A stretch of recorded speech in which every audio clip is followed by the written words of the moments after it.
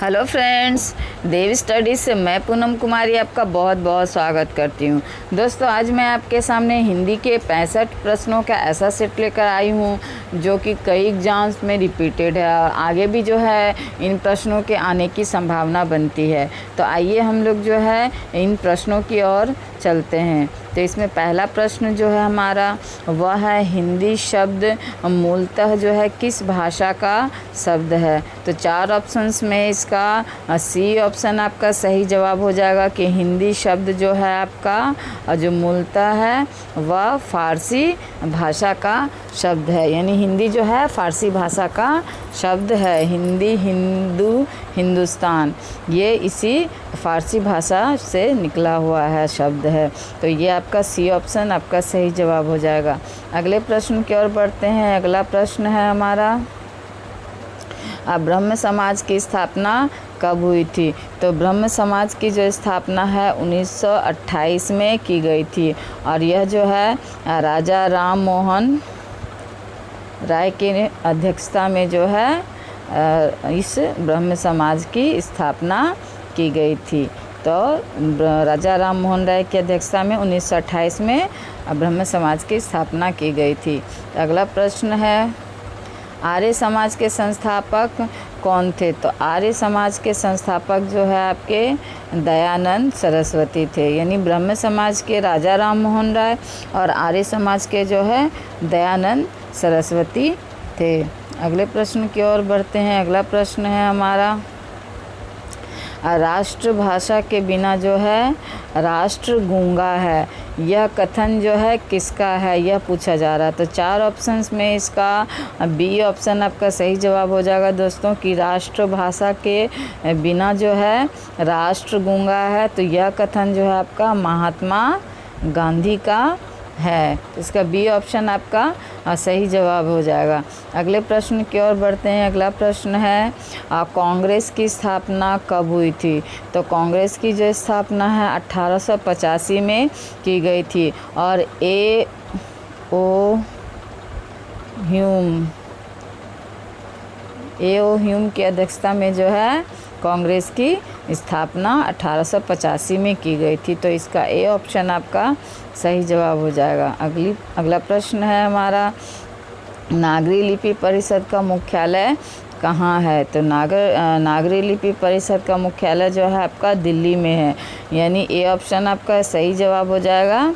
नई दिल्ली में जो है नागरी लिपि परिषद का जो है मुख्यालय स्थित है। तो ये ऑप्शन इसका बिल्कुल सही जवाब हो जाएगा। अगले प्रश्न की ओर बढ़ते हैं। अगला प्रश्न है, राजभाषा का शाब्दिक अर्थ है। तो राजभाषा का शाब्दिक अर्थ क्या है यह हम लोग देखते हैं। तो 4 ऑप्शंस में आपका इसका सही जवाब हो जाएगा दोस्तों राजकीय भाषा। यानी कि कामकाज की जो राजकीय भाषा है यह हो गया आपका इसका अर्थ। यानी बी ऑप्शन आपका सही जवाब हो जाएगा। अगले प्रश्न की ओर बढ़ते हैं। अगला प्रश्न हमारा, 8वीं अनुसूची में संविधान द्वारा मान्यता प्राप्त 22 पारदेशी, यानी ये परदेसी होगा दोस्तों, 1 मिनट, में से एक नहीं है। यानी कि ये पूछा जा रहा है कि 8वीं अनुसूची जो कि भाषा के से संबंधित अनुसूची मानी जाती है उसमें जो 22 भाषा को मान्यता मिली है उन भाषाओं में से एक कौन सी नहीं है ये पूछा जा रहा। तो 4 ऑप्शंस में इसका सही जवाब हो जाएगा दोस्तों गढ़वाली। यानी इन 22 भाषाओं में जो है ये गढ़वाली भाषा जो है शामिल नहीं है। तो इसका डी ऑप्शन आपका सही जवाब हो जाएगा। अगले प्रश्न की ओर बढ़ते हैं। अगला प्रश्न है हमारा,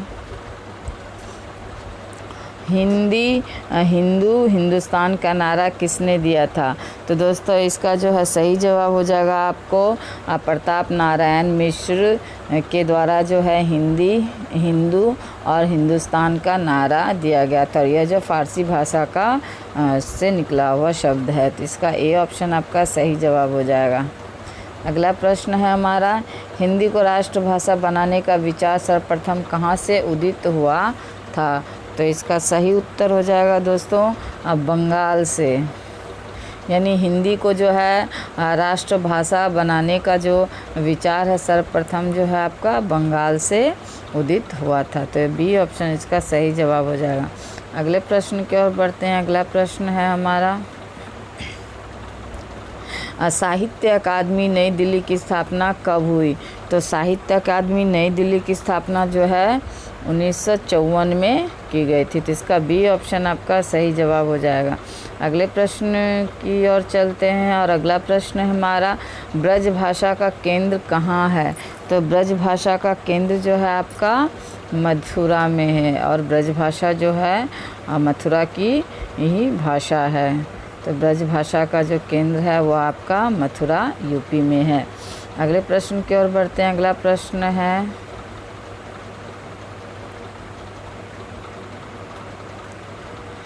क, ख, ग, ज, फ और 5 अरबी फारसी ध्वनियों के लिए चिन्हों के नीचे नुक्ता लगाने का रिवाज आरंभ किसने किया था? ये बहुत इंपॉर्टेंट क्वेश्चन है दोस्तों। तो इसका सही उत्तर हो जाएगा दोस्तों राजा शिव प्रसाद। राजा शिव प्रसाद के द्वारा जो है इन अरबी फारसी ध्वनियों के नीचे चिन्हों को नीचे नुक्ता लगाने का रिवाज जो है आरंभ किया गया था राजा शिव प्रसाद के द्वारा। तो इसका ए ऑप्शन आपका बिल्कुल सही जवाब हो जाएगा। अगले प्रश्न की ओर बढ़ते हैं। अगला प्रश्न है, हिंदी भाषा का जन्म हुआ था। तो हिंदी भाषा का जन्म से संबंधित प्रश्न पूछा जा रहा है। तो इसका सही उत्तर हो जाएगा दोस्तों लौकिक संस्कृत से, यानी लौकिक संस्कृत से जो है हिंदी भाषा का जन्म माना जाता है। तो इसका बी ऑप्शन आपका सही जवाब हो जाएगा लौकिक संस्कृत। अगले प्रश्न की ओर बढ़ते हैं। अगला प्रश्न है, निम्नलिखित में से कौन सी भाषा देवनागरी लिपि में लिखी जाती है? तो आपका सी ऑप्शन सही जवाब हो जाएगा। मराठी भाषा जो है दोस्तों यह जो है देवनागरी लिपि में लिखी जाती है। तो इसका जो है आपका सी ऑप्शन सही जवाब हो जाएगा। अगले प्रश्न की ओर बढ़ते हैं। अगला प्रश्न है हमारा, अपभ्रंश साहित्य का आरंभ कब से कब तक जारी रहा है? तो अपभ्रंश साहित्य का जो आरंभ है आपका 8वीं से 13वीं सदी के मध्य आरंभ यानी जारी रहा है। 8वीं से 13वीं सदी के मध्य जो है अपभ्रंश साहित्य का आरंभ यानी कि इस काल तक चला था। इस काल के बीच आपका ये अपभ्रंश साहित्य। तो बी ऑप्शन आपका सही जवाब हो जाएगा। अगले प्रश्न की ओर बढ़ते हैं। अगला प्रश्न है हमारा, हिंदी शब्द मूलतः है। तो हिंदी शब्द मूलतः क्या है यह पूछा जा रहा है। तो 4 ऑप्शंस में आपका सही जवाब हो जाएगा दोस्तों फारसी। पहले ही हम लोग पढ़े हिंदी, हिंदू और हिंदुस्तान, ये क्या फारसी भाषा से उत्पन्न शब्द है। तो इसका बी ऑप्शन आपका बिल्कुल सही जवाब हो जाएगा। अगले प्रश्न की ओर बढ़ते हैं। अगला प्रश्न हमारा, खड़ी बोली का दक्षिण में प्रवेश हुआ। तो खड़ी बोली का दक्षिण में कब प्रवेश हुआ ये पूछा जा रहा है आपका। तो वही 14वीं सदी में जो है खड़ी बोली का दक्षिण में प्रवेश हुआ। दक्षिण यानी कि दक्षिण भारत के बारे में पूछा जा रहा है। भारत के इस क्षेत्र में खड़ी बोली का प्रवेश कब हुआ? तो 14वीं सदी में खड़ी बोली का प्रवेश हुआ। अगले प्रश्न की ओर चलते हैं। अगला प्रश्न है हमारा, द्विवेदी युग का समय है। तो द्विवेदी युग का समय कौन सा है? तो 1900 से 1920 का जो काल है वह द्विवेदी काल या द्विवेदी युग के नाम से जाना जाता है। अगले प्रश्न की ओर बढ़ते हैं। अगला प्रश्न है हमारा, निम्नलिखित में से कौन सी जो है बोली अथवा भाषा हिंदी के अंतर्गत नहीं आती है? तो 4 ऑप्शंस में इसका सही जवाब हो जाएगा दोस्तों आपका अवधी। अवधी जो है आपका इसमें बोली वाली भाषा नहीं है। सी ऑप्शन इसका सही जवाब हो जाएगा। अगले प्रश्न की ओर बढ़ते हैं। अगला प्रश्न है हमारा, मध्यकाल में मुसलमानों में प्रचलित अरबी फारसी शब्दों से मिश्रित कविता की भाषा है। तो इसका सही उत्तर हो जाएगा दोस्तों रिक्ता। यानी रिक्ता जो है मध्यकाल में मुसलमानों में जो प्रचलित अरबी और फारसी शब्दों से मिश्रित कविता की भाषा रिक्ता भाषा है। ये ऑप्शन इसका सही जवाब हो जाएगा। अगले प्रश्न की ओर बढ़ते हैं। अगला प्रश्न है हमारा, दक्कनी हिंदी को उत्तरी भारत में लाने का श्रेय दिया जाता है? तो दक्कनी हिंदी को जो है उत्तरी भारत में लाने का श्रेय जो है शायर वली दक्कनी को दिया जाता है। तो इसका सी ऑप्शन आपका सही जवाब हो जाएगा कि दक्कनी हिंदी को उत्तरी भारत में लाने का श्रेय जो है आपको शायर वली दक्कनी को दिया जाता है। अगले प्रश्न की ओर बढ़ते हैं और अगला प्रश्न है हमारा, खड़ी बोली की कितनी शैलियाँ हैं? तो खड़ी बोली की जो है दोस्तों 3 श्रेणियाँ हैं। इसको हमेशा याद रखिए, ये प्रश्न कई बार रिपीटेड है। अगले प्रश्न की ओर बढ़ते हैं। अगला प्रश्न है, यह किसने कहा था कि इंग्लैंड जाने वाले को लैटिन सेक्शन या फ्रेंच के बदले जो है अंग्रेज़ी सीखनी चाहिए, वैसे ही भारत आने वाले को अरबी फ़ारसी या संस्कृत के बदले हिंदुस्तानी सीखनी चाहिए? तो ये स्टेटमेंट किसका है, यह पूछा जा रहा है। तो इसका बी ऑप्शन सही हो जाएगा दोस्तों। टॉमस रोबक के द्वारा जो है यह स्टेटमेंट दिया गया कि इंग्लैंड जाने वाले को जो है लैटिन सेक्शन फ्रेंच के बदले अंग्रेज़ी सीखनी चाहिए, वैसे ही जो है भारत आने वाले को अरबी फ़ारसी या संस्कृत के बदले जो है हिंदुस्तानी सीखनी चाहिए। तो इसका बी ऑप्शन आपका सही जवाब हो जाएगा। अगले प्रश्न की ओर बढ़ते हैं। अगला प्रश्न है हमारा, आम बोलचाल की भाषा किसने कहा था? तो आम बोलचाल की भाषा जो है इसे जॉर्ज ग्रियर्सन ने कहा था। जॉर्ज ग्रियर्सन के द्वारा जो है आम बोलचाल की भाषा जो है आम बोलचाल की महाभाषा का प्रयोग किया गया था। तो सी ऑप्शन इसका सही जवाब हो जाएगा। अगले प्रश्न की ओर बढ़ते हैं। अगला प्रश्न है हमारा, यह प्रस्ताव किसने पारित किया कि प्रतिवर्ष 6 दक्षिण भारतीय युवक हिंदी सीखने को प्रयाग भेजे तथा 6 उत्तर भारतीय युवक को दक्षिणी भाषाएं सीखने दक्षिण भारत भेजा जाए? तो यह जो है प्रस्ताव है दोस्तों, यह महात्मा गांधी के द्वारा दिया गया था। तो इसका डी ऑप्शन आपका सही जवाब हो जाएगा, महात्मा गांधी। अगले प्रश्न की ओर बढ़ते हैं। अगला प्रश्न है हमारा, जो वर्धा में राष्ट्रभाषा प्रचार सभा कब स्थापित हुई थी? तो वर्धा में जो राष्ट्रभाषा प्रचार समिति जो है 1936 में स्थापित की गई थी। तो इसका डी ऑप्शन आपका सही जवाब हो जाएगा। अगले प्रश्न की ओर बढ़ते हैं। अगला प्रश्न है हमारा, इसमें युग में चुनने के लिए कहा जा रहा है, तो सही युग में चुनिए। तो इसका सही उत्तर आपका सही हो जाएगा दोस्तों, उपरोक्त सभी, यानी कि ब्रह्मा समाज की स्थापना 1828 में राजा राम मोहन के द्वारा की गई थी। वहीं जो है सनातन धर्म सभा की स्थापना 1895 इसमें पंडित दीनदयाल शर्मा द्वारा की गई थी। वहीं मद्रास में जो है 1927 ईस्वी में राष्ट्र भाषा का प्रचार सभा स्थापित की गई। यानी तीनों जो है बिल्कुल सही स्टेटमेंट है, तो इसलिए इसका डी ऑप्शन जो है आपका सही जवाब हो जाएगा, उपरोक्त सभी सही है। तो इसका डी ऑप्शन आपका सही जवाब हो जाएगा। अगले प्रश्न की ओर बढ़ते हैं। अगला प्रश्न जो है हमारा, थियोसॉफिकल सोसाइटी का मुख्यालय है। तो थियोसॉफिकल सोसाइटी का मुख्यालय जो है आपका अडियार में स्थित है। तो इसका ए ऑप्शन आपका सही जवाब हो जाएगा। अगले प्रश्न की ओर बढ़ते हैं। अगला प्रश्न है, राजस्थानी भाषा किस अपभ्रंश से आई है? तो राजस्थानी भाषा जो है आपका इसका बी ऑप्शन सही जवाब हो जाएगा, सौरसेनी भाषा से जो है राजस्थानी भाषा यानी सौरसेनी भाषा का अपभ्रंश राजस्थानी भाषा मानी जाती है।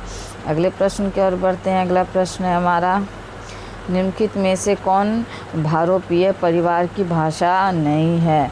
तो इसका सही उत्तर हो जाएगा दोस्तों मलयालम। मलयालम जो है आपका भारोपीय परिवार की भाषा नहीं है। डी ऑप्शन इसका सही जवाब हो जाएगा। अगले प्रश्न की ओर बढ़ते हैं। अगला प्रश्न जो है हमारा ये 32वां प्रश्न है और वह प्रश्न है कि अपभ्रंश का वाल्मीकि यानी अपभ्रंश का वाल्मीकि क्या है, ये पूछा जा रहा है। तो इसका आपका सही जवाब हो जाएगा दोस्तों स्वयंभू, यानी ये ए ऑप्शन इसका सही हो जाएगा, अपभ्रंश का वाल्मीकि स्वयंभू माना जाता है। अगला प्रश्न है हमारा, भारोपीय भाषा परिवार का प्रतिशत है, तो भारोपीय भाषा परिवार का प्रतिशत आपका 73% है। यानी 73% जो बोली जाने वाली भाषा है वह भारोपीय भाषा मानी जाती है। तो इसका ए ऑप्शन आपका सही जवाब हो जाएगा। अगले प्रश्न की ओर बढ़ते हैं। अगला प्रश्न है हमारा, आधुनिक भारतीय आर्य भाषा के उदाहरण है। तो आधुनिक भारतीय आर्य भाषा के जो उदाहरण है वह बांग्ला, मराठी और उड़िया है। इसका बी ऑप्शन आपका सही जवाब हो जाएगा कि आधुनिक भारतीय भाषा यानी आधुनिक भारतीय आर्य भाषा के बांग्ला, मराठी और उड़िया उदाहरण है। बी ऑप्शन इसका सही जवाब हो जाएगा। अगले प्रश्न की ओर बढ़ते हैं। अगला प्रश्न है हमारा, भारत में 4 भाषा परिवार है। तो भारत में 4 भाषा कौन कौन से परिवार है यह पूछा जा रहा है। तो इसमें ये पहला हो जाएगा दोस्तों भारोपीय, दूसरा द्रविड़, तीसरा ऑस्ट्रिक और चौथा जो है चीनी तिब्बती। यानी ये 4 भाषा परिवार जो है भारत में स्थित है। तो इसका सी ऑप्शन आपका सही जवाब हो जाएगा। अगले प्रश्न की ओर बढ़ते हैं। अगला प्रश्न है, आकृति और रूप के आधार पर हिंदी है। तो आकृति और रूप के आधार पर हिंदी आपका ए बी दोनों है, यानी कि वियोगात्मक और विश्लिष्ट। यानी ये दोनों जो है आकृति रूप के आधार पर हिंदी है, यानी ए और बी दोनों है। तो इसका सी ऑप्शन आपका सही हो जाएगा। यानी आकृति रूप के आधार पर हिंदी जो है आपका वियोगात्मक भी है और विश्लिष्ट भी है। अगले प्रश्न की ओर बढ़ते हैं। अगला प्रश्न है आपका, भारत में कितने भाषा परिवार पाए जाते हैं। तो दोस्तों ये तो पहले ही हम लोग पढ़ चुके हैं कि आपका भारत में जो है 5 भाषा परिवार पाए जाते हैं। अगले प्रश्न की ओर बढ़ते हैं। अगला प्रश्न है हमारा, भारतीय आर्य भाषा को कितने कालों में विभक्त किया गया है। तो भारतीय आर्य भाषा को जो है आपका 4 कालों में विभक्त किया गया। तो इसका सी ऑप्शन आपका सही जवाब हो जाएगा। अगले प्रश्न की ओर बढ़ते हैं। अगला प्रश्न है हमारा, पाली भाषा में किस विद्वान ने उपदेश दिए थे। तो पाली भाषा में जो है आपका महावीर स्वामी ने जो है उपदेश दिए थे। तो आपका ए ऑप्शन आपका सही जवाब हो जाएगा। और ये महावीर स्वामी जो है दोस्तों जैन धर्म जो होता है, इस जैन धर्म के 24वें तीर्थंकर माने जाते हैं महावीर स्वामी। और इनकी जो भाषा थी यानी कि उपदेश देने की भाषा वह पाली भाषा थी। तो महावीर स्वामी इसका सही उत्तर हो जाएगा, यानी ए ऑप्शन इसका बिल्कुल सही जवाब हो जाएगा। अगले प्रश्न की ओर बढ़ते हैं। अगला प्रश्न है हमारा, 4 भाषा परिवार में सबसे कम बोली जाने वाली भाषा परिवार है। तो 4 भाषा परिवार में सबसे कम बोली जाने वाली भाषा जो है चीनी तिब्बती भाषा मानी जाती है। तो इसका सी ऑप्शन आपका सही जवाब हो जाएगा, आपका चीनी तिब्बती। अगले प्रश्न की ओर बढ़ते हैं। अगला प्रश्न है हमारा, अपभ्रंश का वाल्मीकि किसे कहा जाता है। तो अपभ्रंश का जो वाल्मीकि है दोस्तों ये स्वयंभू को कहा जाता है। तो इसका बी ऑप्शन आपका बिल्कुल सही जवाब हो जाएगा। अपभ्रंश की यानी अपभ्रंश का जो वाल्मीकि है स्वयंभू को कहा जाता है। अगले प्रश्न की ओर बढ़ते हैं। अगला प्रश्न है, महावीर जो है महावीर भगवान उपदेश किस भाषा में दिए थे। तो इसका भी हम लोग देखें दोस्तों, ये जो महावीर भगवान है ये प्राकृतिक भाषा में जो है उपदेश दिए थे। तो इसका आपका सी ऑप्शन सही जवाब हो जाएगा, प्राकृत। अगले प्रश्न की ओर बढ़ते हैं। अगला प्रश्न है हमारा, अपभ्रंश के आधुनिक भारतीय आर्य भाषा यानी अपभ्रंश के जो आधुनिक भारतीय आर्य भाषा क्या है ये पूछा जा रहा है। तो इसमें जो है आपका पश्चिमी हिंदी भी है, राजस्थानी भी है, गुजराती भी है।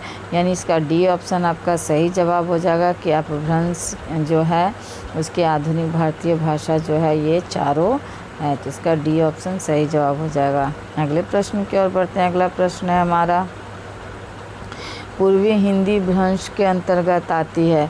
तो पूर्वी हिंदी भ्रंश के अंतर्गत क्या आती है दोस्तों, तो अर्धमागधी। अर्धमागधी जो है पूर्वी हिंदी भ्रंश के अंतर्गत आती है। अगले प्रश्न की ओर बढ़ते हैं। अगला प्रश्न है हमारा, कथनों पर विचार कीजिए। तो इसका देखते हैं कि क्या कह रहा है। तो पहला है हिंदी का अधिकार हिंदी भाषा का शिशुकाल है। दूसरा कह रहा है आपका कि हिंदी है हम वतन है हिंदुस्तान हमारा, यह नारा इकबाल ने दिया था। यह भी सही है, यानी पहला स्टेटमेंट भी सही है, दूसरा भी सही है। तीसरा हिंदी की 5 उपभाषा तथा 17 बोलियां हैं, तो यह भी सही है। तो इसका डी ऑप्शन आपका सही जवाब हो जाएगा। ये यानी कि ये सभी कथन जो है आपका बिल्कुल सही है। तो अगले प्रश्न की ओर बढ़ते हैं। अगला प्रश्न है हमारा, भारत में बोलने के प्रतिशत के आधार पर सबसे छोटा भाषा परिवार है। तो सबसे छोटा भाषा परिवार हमने देखा अभी कि चीनी और तिब्बती जो है भारत में बोलने के प्रतिशत के आधार पर सबसे छोटा जो भाषा परिवार माना जाता है। तो डी ऑप्शन इसका बिल्कुल सही जवाब हो जाएगा। अगले प्रश्न की ओर बढ़ते हैं। अगला प्रश्न है जो मागधी अपभ्रंश से किस भारतीय भाषा का विकास हुआ है। तो मागधी अपभ्रंश से जो है आपका उपयुक्त सभी, यानी कि आपका मागधी अपभ्रंश भाषा से जो है बिहारी तथा असमिया का भी विकास हुआ है, उड़िया का भी विकास हुआ है, बांग्ला का भी विकास हुआ है। तो इसका डी ऑप्शन आपका सही जवाब हो जाएगा दोस्तों, उपयुक्त सभी। तो डी ऑप्शन इसका सही जवाब हो गया। अगले प्रश्न की ओर बढ़ते हैं। अगला प्रश्न है हमारा, रचना तथा रचनाकार इनमें से सही है। तो रचना तथा रचनाकार के बारे में पूछा जा रहा है। तो यानी रचना तथा रचनाकार इनमें से सही है। तो उक्ति व्यक्ति प्रकरण ये जो है दामोदर पंडित का है, रोड कवि राउलवेल, वर्ण रत्नाकर ज्योतिश्वर ठाकुर। तो ये जो है इसका सही उत्तर हो जाएगा दोस्तों, सब सही है, यानी ये जो भी है जोड़ी ये बिल्कुल सही लगाया गया है। तो अगले प्रश्न की ओर बढ़ते हैं। अगला प्रश्न है हमारा, पूर्वी हिंदी का विकास हुआ है। तो पूर्वी हिंदी का विकास के बारे में पूछा जा रहा है। तो इसका उत्तर हो जाएगा दोस्तों अर्धमागधी, यानी पूर्वी हिंदी का जो विकास है वह अर्धमागधी में हुआ है। बी ऑप्शन इसका सही जवाब हो जाएगा। अगले प्रश्न की ओर बढ़ते हैं। अगला प्रश्न है हमारा, अवधि की पहली कृति है। तो अवधि की पहली कृति है आपका चंदायन। दोस्तों ये जितने भी प्रश्न हैं कई बार रिपीटेड है और ये कॉमन प्रश्न है और आगे भी जो है आने की संभावना है। तो बिल्कुल जो है ध्यान से सभी प्रश्नों को देखिए और समझने का प्रयास कीजिए। अगले प्रश्न की ओर बढ़ते हैं। अगला प्रश्न है हमारा, प्रेम चिंगारी के रचनाकार है। तो प्रेम चिंगारी के रचनाकार जो है अली शाह माने जाते हैं, यानी अली शाह के द्वारा जो है प्रेम चिंगारी की रचना की गई है। तो बी ऑप्शन इसका सही जवाब हो जाएगा। अगले प्रश्न की ओर बढ़ते हैं। अगला प्रश्न है हमारा, हिंदी साहित्य सम्मेलन प्रयाग में कब हुआ था, जिसके प्रथम सभापति मदन मोहन मालवीय थे। तो इसका जो आपका सही जवाब हो जाएगा 1910 में जो है हिंदी साहित्य सम्मेलन प्रयाग में आयोजित की गई थी, जिसके जो प्रथम सभापति जो है मदन मोहन मालवीय थे। तो इसका बी ऑप्शन सही जवाब हो जाएगा। अगले प्रश्न की ओर बढ़ते हैं। अगला प्रश्न है हमारा, कोंकणी मणिपुरी तथा नेपाली को किस संविधान संशोधन के द्वारा 8वीं अनुसूची में शामिल किया गया था। तो इसका आपका सही जवाब हो जाएगा दोस्तों 71वां संविधान संशोधन, जो कि 1992 में किया गया था। इसके अंतर्गत जो है कोंकणी मणिपुरी तथा नेपाली भाषा को जो है संविधान संशोधन के द्वारा 8वीं अनुसूची, जो कि भाषा से संबंधित अनुसूची है, तो इस 8वीं अनुसूची में जो है इन तीनों भाषाओं को जो है 1992 में 71वां संविधान संशोधन में शामिल किया गया था। तो इसका बी ऑप्शन आपका बिल्कुल सही जवाब हो गया। अगले प्रश्न की ओर बढ़ते हैं। अगला प्रश्न है हमारा, अखिल भारतीय हिंदी संस्था संघ की स्थापना नई दिल्ली में कब हुई। तो इसका सही उत्तर हो जाएगा दोस्तों आपका सी ऑप्शन 1964, यानी 1964 में जो है इसकी स्थापना की गई थी। सी ऑप्शन इसका बिल्कुल सही जवाब हो जाएगा। अगले प्रश्न की ओर बढ़ते हैं। अगला प्रश्न है हमारा, गृह मंत्रालय के अधीन राजभाषा विभाग की स्थापना कब हुई। यानी कि पूछा जा रहा है कि गृह मंत्रालय के अधीन जो है राजभाषा विभाग की स्थापना की गई थी। तो यह स्थापना जो है कब की गई, यह पूछा जा रहा है। तो 1975 में जो है गृह मंत्रालय के अधीन राजभाषा को रखा गया था। तो ये बी ऑप्शन इसका सही जवाब हो जाएगा, 1975। अब 56वां प्रश्न है हमारे सामने। पूछा जा इनमें से सही है, यानी कौन सा सही है ये पूछा जा रहा है। तो इसका देखते हैं। प्रकाशन विभाग जो है उसकी स्थापना 1944 में की गई, बिल्कुल सही। फिल्म विभाग जो है 1948 में की गई, बिल्कुल सही। दूरदर्शन की स्थापना 1976 में की गई, ये भी सही है।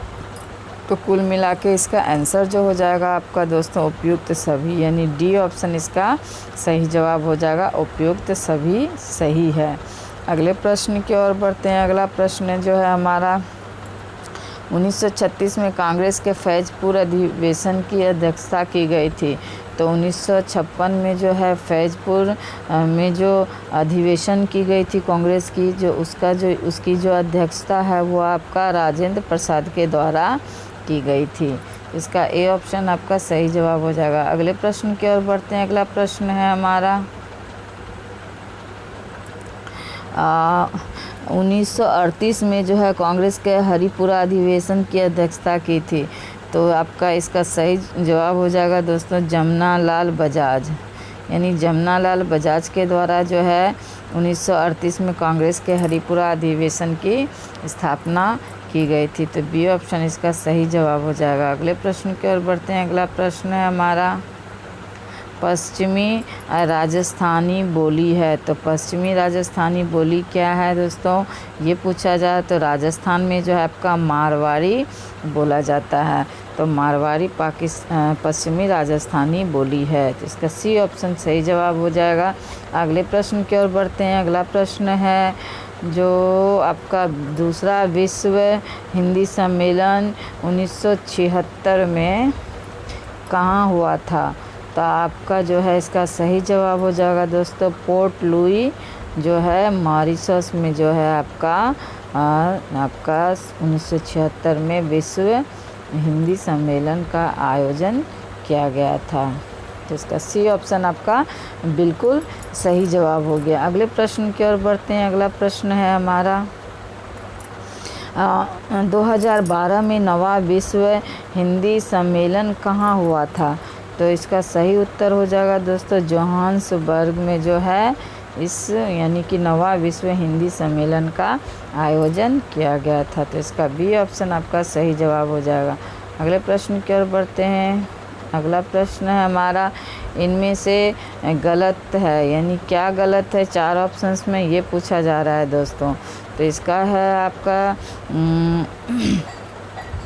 यानी गलत पूछा जा रहा है केंद्रीय हिंदी निदेशालय 1960 यानी स्थापना पूछा जा रहा है। केंद्रीय अनुवाद ब्यूरो 1971, नेशनल बुक ट्रस्ट 1957। तो ये सब सही है दोस्तों, यानी गलत नहीं है। तो इसका डी ऑप्शन आपका सही जवाब हो जाएगा कि ये सब सही है। अगले प्रश्न की ओर बढ़ते हैं। अगला प्रश्न है हमारा साहित्य अकादमी किसके अधीन आता है। तो साहित्य अकादमी जो है आपका शिक्षा मंत्रालय के अधीन आता है। इसका सी ऑप्शन आपका सही जवाब हो जाएगा। अगले प्रश्न की ओर बढ़ते हैं और अगला प्रश्न जो है हमारा वह है इनमें से सुमेलित नहीं है, यानी क्या सुमेलित नहीं है ये पूछा जा रहा है। तो गुजराती जो है सौरसेनी भाषा है, पहाड़ी जो है खश है, सिंधी तथा पंजाबी ब्राचर है। तो इसका डी ऑप्शन आपका सही जवाब हो जाएगा दोस्तों कि सब जो है सही है, यानी कि सब इसका ऑप्शन सही मिलान है। अगले प्रश्न की ओर बढ़ते हैं और यह अंतिम प्रश्न है इस वीडियो का। तो ये अंतिम प्रश्न देखते हैं क्या है। तो अंतिम प्रश्न जो है हमारा वह है इनमें से सुमेलित नहीं है, यानी सुमेलित है। तो क्या सुमेलित है यह पूछा जा रहा है। तो भारोपीय जो है 73% है, सही है। ऑस्ट्रिक 1.3% है, ये भी सही है। द्रविड़ जो है दक्षिण भारत की भाषा है, यह 25% है, ये भी सही है। तो इसका डी ऑप्शन आपका सही जवाब हो जाएगा इस अनुसार दोस्तों कि उपयुक्त सभी, यानी सभी जो है सुमेलित है, यानी सभी सही है। तो इसका डी ऑप्शन बिल्कुल इस प्रश्न का सही जवाब हो जाएगा। तो ये थे दोस्तों 25 महत्वपूर्ण प्रश्नों के सेट जो कई एग्ज़ाम्स में रिपीटेड है और आगे भी है जो एग्ज़ाम्स में आने की इनकी संभावना है। तो अगले वीडियो में हम लोग फिर अन्य किसी टॉपिक के साथ हाजिर होंगे। तब तक के लिए जो है हम मेरे वीडियो को देखने के लिए और मेरे चैनल से जुड़ने के लिए बहुत बहुत धन्यवाद।